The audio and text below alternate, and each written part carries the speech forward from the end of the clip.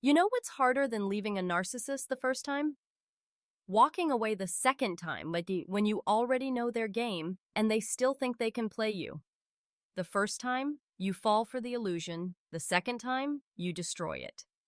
And that's when their world begins to crumble.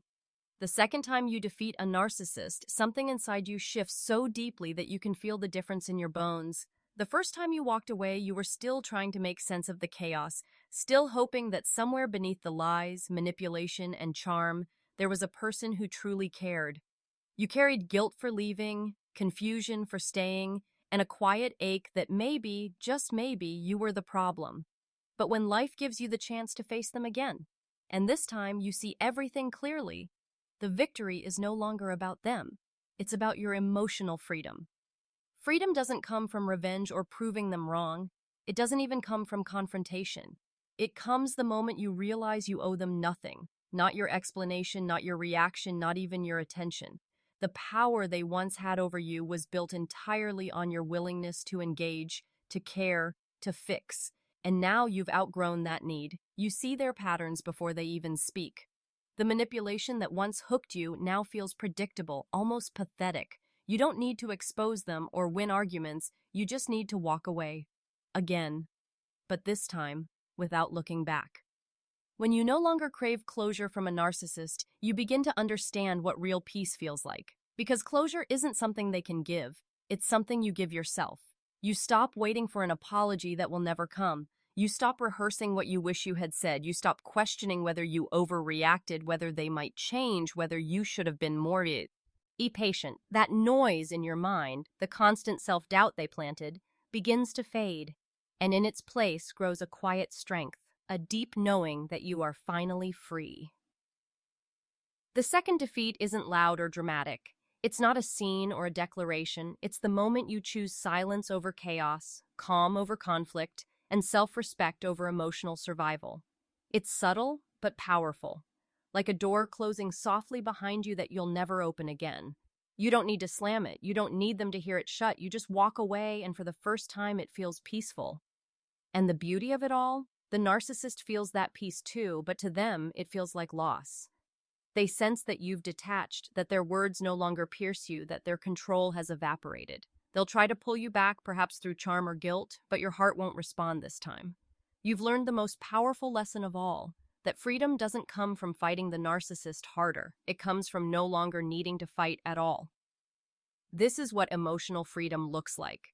Not the absence of pain, but the presence of power. Not the urge to destroy them, but the strength to rise above them. When you defeat a narcissist the second time, you're not proving who's stronger. You're proving that your healing can't be undone. A narcissist thrives on your reaction. Every word you say, every tear you shed, every argument you engage in, it all feeds their sense of control. They don't seek love or understanding, they seek dominance. They want to see how much of your peace they can disturb, how deeply they can manipulate your emotions, and how easily they can make you question your reality. When you finally stop reacting, it's like pulling the plug on their source of power. It's the moment their game collapses. The first time you deal with a narcissist, your emotions are raw. You respond because you care, because you believe that if you just explain yourself clearly enough, they'll finally understand you. You believe that honesty will bring clarity, that kindness will soften them, that logic will make them see reason. But a narcissist doesn't care about truth. They care about control. They twist words, rewrite history, and push your buttons just to watch you break. Every reaction from you, even anger or tears, reminds them that they still matter, that they still have influence over you. But when you reach that second stage, the place where your emotions no longer dance to their rhythm, everything changes. You learn to recognize the trap before you fall into it. You see their provocations for what they are, desperate attempts to keep you engaged. You begin to respond with silence instead of outrage, calm instead of chaos. And it's that calm that terrifies them most, because now you've become unpredictable. They can no longer feed off your energy. You've taken away the very thing that keeps them alive, your emotional attention. When you stop reacting, you start observing. You see how transparent their manipulation really is. You notice how every insult is a projection, every accusation a reflection of their own insecurity. What once hurt you now feels hollow. You begin to feel pity instead. of pain, clarity instead of confusion. And this quiet detachment isn't coldness, it's wisdom. You've learned the sacred art of emotional boundaries. Of course, they will try harder when they sense their grip loosening. They'll provoke, charm, and plead, anything to get a rise out of you. But this time, you don't flinch. You no longer feel the need to explain your truth to someone who only listens to twist it. You know that silence is louder than any defense, that walking away speaks volumes. Your peace becomes your protest. The moment you stop reacting, you take back your energy, your confidence, your identity. You start living for yourself instead of surviving them. You begin to realize that they never had real power. They only borrowed it from your emotional investment. And now that you've reclaimed it, they can't touch you. Their games no longer work because you no longer play. That's the quiet beauty of true healing. When your peace becomes stronger than their chaos, you've already won. When a narcissist rages, it's not because you've done something wrong, and it's because you've done something powerful. Their anger isn't a reflection of your faults, but of your growth. The moment you begin to stand in your truth, to hold your boundaries, and to refuse their control, you trigger the very thing they fear most: exposure. The rage that follows is not about you, it's about their loss of dominance, their slipping mask, their realization that they can no longer manipulate you the way they once did. In the early stages, you might mistake their anger for passion, or even hurt. You might think, well, they're only upset because they care. But over time, you start to see the pattern. Their anger doesn't come from love, it comes from entitlement. They're not hurting because they lost you. They're hurting because they lost their power over you. That distinction changes everything. Once you recognize it, their fury becomes proof of your healing. The first time you walked away, you still carried guilt. You still questioned whether you were too harsh, too cold, too unforgiving. But when you face them the second time, when you no longer engage, no longer defend, no longer break, and they explode in rage, something inside you clicks. You see their reaction for what it truly is: panic. A narcissist's rage is the sound of their control shattering. It's the sound of your freedom echoing in their emptiness. They will try to project their anger onto you, accusing you of being selfish, cruel, heartless, but you'll notice something different this time. Their words don't cut as deep. You no longer absorb their projections as truth. You see them as reflections of their own brokenness. They are angry because your strength forces them to confront the emptiness they spend their life avoiding. You are holding a mirror to their soul, and they can't stand what they see. Instead of reacting, you now respond with composure. Maybe you say nothing at all. Maybe you just smile calmly and walk away. Either way, your lack of emotional chaos becomes your greatest weapon. You're no longer feeding their addiction to conflict. You're no longer giving them the reaction that fuels their sense of importance. In that silence, you reclaim your power. Their rage may intensify for a while. They might lash out, smear your name, or try to manipulate others into seeing you as the problem. But this time, you won't chase their approval or defend your reputation. You know the truth. The louder they scream, the more threatened they feel. You've grown beyond their reach. Their anger is not your burden to carry. It's the final sign that you've broken free. When a narcissist rages at your peace, it's because they know they can't destroy it anymore. And that's the ultimate victory. Not fighting back, not proving anything, but standing firm in your calm while their chaos burns itself out. There comes a moment in healing when words no longer serve you, when you've said all there is to say, explained all there is to explain, and pleaded all there is to plead. That's when you discover the quiet power of indifference. It's not bitterness, not revenge, not arrogance, it's simply freedom. You stop needing to be understood by someone who was never listening in the first place. You stop chasing closure from a person who finds comfort in confusion. You stop defending your truth to someone who only hears what feeds their ego. That's when you realize indifference is the loudest goodbye you'll ever give. When you were caught in their web, silence felt like weakness. You believed you had to respond to every accusation, clarify every lie, justify every decision. You thought if you could just explain things calmly enough, they'd finally see your heart. But narcissists don't want understanding, they want attention. Whether it's your anger, your tears, or your desperation, it all keeps you tied to them. Every time you respond, you tell them they still matter. Every time you explain, you remind them they still have power. But when you stop reacting, when your energy no longer moves at their command, everything shifts. They text and you don't respond. They provoke and you don't flinch. They gossip and you don't correct the story. You've learned the secret. You can't fight someone who lives for the fight. You win by refusing to step into their arena. Your silence becomes a wall they can't climb. Your calm becomes a language they can't speak. To the narcissist, your indifference feels like erasure. They built their identity on your reaction.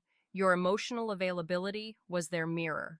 Now, that mirror is gone. They can't see themselves through you anymore, and that terrifies them. They'll try every trick, charm, guilt, anger, pity, to pull you back into their orbit. But nothing works because you no longer need their validation. You've learned that peace isn't found in proving your worth, it's found in knowing it. The beauty of indifference is that it's not cruel. It's not about pretending you don't care. It's about realizing you don't need to. You've reached a point where their opinion no longer shapes your identity, where their approval no longer defines your value. You can still wish them healing, but from a distance that protects your soul. That's the kind of strength they'll never understand, because they mistake silence for defeat, when in truth, it's liberation. Indifference doesn't scream, it whispers. It says, "I'm done explaining." It says, "You no longer have access to my peace." It's the quiet end to a story that once drained every part of you. And while they may never admit it, your silence will echo louder than any argument ever could, because when you no longer care whether they understand, that's when you've truly said goodbye. The real victory after surviving a narcissist isn't found in seeing them fail. It's found in the peace that comes when you no longer care whether they do. At first, healing feels like a battle. You want justice, understanding, maybe even a little revenge. You want them to admit what they did, to see your pain, to finally validate that you were never the problem. But over time, something deeper happens. You begin to see that peace and vengeance cannot coexist. One keeps you tied to their story, the other frees you from it. And the moment you choose peace, you realize that's the truest form of victory there is. Defeating a narcissist isn't about destroying them. It's about no longer letting them destroy you.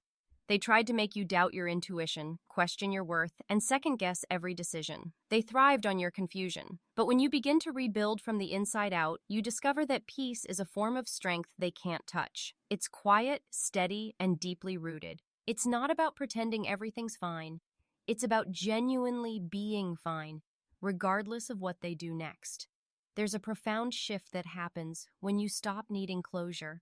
You stop waiting for apologies that were never going to come. You stop wishing for their empathy or understanding. You stop replaying conversations in your mind, trying to figure out what you could have done differently. That mental noise, once deafening, starts to fade. In its place, there's clarity, a stillness that no longer depends on anyone else's behavior. You finally realize that your healing was never about fixing them. It was about coming home to yourself. Peace also means accepting that not everyone will see the truth. Narcissists are skilled storytellers. They'll twist narratives, play the victim, and convince others that you're the one who changed. But the difference now is that you don't feel the need to defend yourself. You understand that truth doesn't need to be shouted, like it stands firm on its own. You conserve your energy for the life you're building, not the lies they're spreading. That's power. That's peace. And with that peace comes freedom. You wake up without the heaviness of anxiety, without wondering what version of them you'll encounter today. You can breathe, think, and feel without fear. You start laughing again, dreaming again, living again, not as someone recovering from them, but as someone reborn from the ashes they left behind. That's the real victory, not seeing them crumble, but seeing yourself rise, not proving your worth to them, but realizing it was never theirs to define. You win when you stop chasing closure and start choosing peace. You win when you protect your energy like it's sacred. Because it is. The narcissist may never know what peace feels like, but you will. And that's what makes your victory complete, quiet, graceful, and untouchable. When you finally stand in your truth after surviving a narcissist, something remarkable happens. You become the mirror they fear most. For so long, they used you as a reflection of their false self. They fed off your empathy, your validation, your willingness to see the best in them. You became the canvas on which they painted their illusion of perfection. But when you heal, when you reclaim your sense of self, that mirror no longer reflects what they want to see. It reflects what they've spent their entire life running from, their emptiness, their insecurity, their lack of authenticity, and that realization is unbearable for them. The narcissist needs mirrors to survive. They need people to echo their greatness, to admire their image, to affirm their illusion. But when you heal, your reflection changes. You no longer feed their ego with flattery or excuse their behavior with compassion. You stop shrinking to make them comfortable. You stop absorbing their pain as your own. Instead, you stand in your clarity, calm, grounded, unshakable. And when they look at you now, they don't see someone they can control. They see themselves, raw, unmasked, and powerless.